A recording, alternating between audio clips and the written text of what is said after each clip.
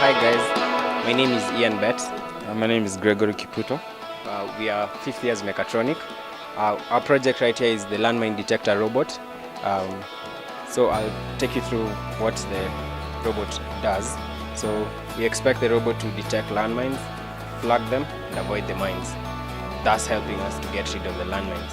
So the problem that the country faces, and not only the country but the world, is that life is valuable, and most of the troops that have gone for missions end up in detonated areas where the landmines detonate and end up causing lives, and we all know that life is precious. So another thing is that the areas where the landmines are present, it renders in case a landmine detonates in these affected areas, it renders the roads impassable, it renders those fields unusable in terms of agriculture, in terms of water extraction. Maybe in that community, that's the area where we have the biggest waterbed. And so by having such a project and such a robot, we'll be able to get rid of the mines by flagging the mechanisms and enabling the troops to get rid of them. So I'll give it to my colleague to take you through the technology behind. Okay, I'll tackle the technology in 3 parts. First of all, we have the EMI sensor, the flagging mechanism, and the mobility criteria. Under the EMI sensor, we are using an electromagnetic coil that induces the electromagnet. So whenever metal comes close to it, it interferes with the electromagnet. Now this interference can be picked up by the microcontroller as a signal and then be sent to a buzzer which will indicate to the deminer the presence of a landmine. So I'll talk about the flagging mechanism. Flagging mechanism is a mechanism to show where the landmine is. In our robot, we're using a paint mechanism. So whenever a landmine is detected, a motor will be, a pump will be started, and then it will pump paint to spray where the landmine is, so that the soldier or the deminer can see exactly where the landmine is. Also, the third part is the mobility criteria. We are using a set of wheels called mechanism wheels, which in that they are holonomic in nature, the way they can move. In that they can move forward, backward, sideways, diagonally. They are not limited by any axis. They can move within any axis depending on how you rotate each wheel.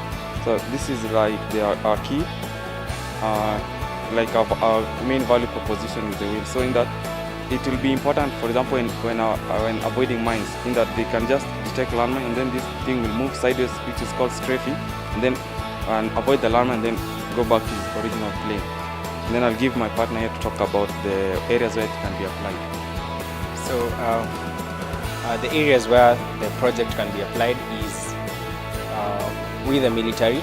That's our first market will be the military, since the troops go for missions in areas such as the borders near Moyale, Mandera, and maybe even some parts of the coast like Kwale, where landmines detonate and cost the lives of the troops.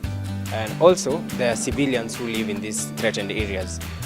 Those civilians, during performing their daily duties, might end up detonating a landmine, and these civilians will lose their lives. So basically, once that land or maybe that landmine detonates, the area where the landmine will be rendered impassable. So if they were accessing things through that route, they'll never access whatever they were accessing. And if it was a fertile agricultural land or a mining area, they've lost access to that part of the area. And these are the places where we believe the project will be viable and applicable. I'll talk about the people we can pitch to. First of all is the Kenya military, that's the Kenya Defence Force. They're the people who require this service the most.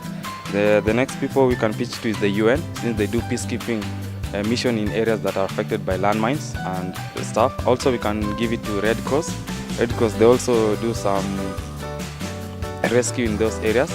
And then also we can give it to NGOs. There are several NGOs who do a lot of mission in war-torn areas. We can give them to them. Also private security firms, we can equip them with it. They can be searching for landmines or even metal in an event.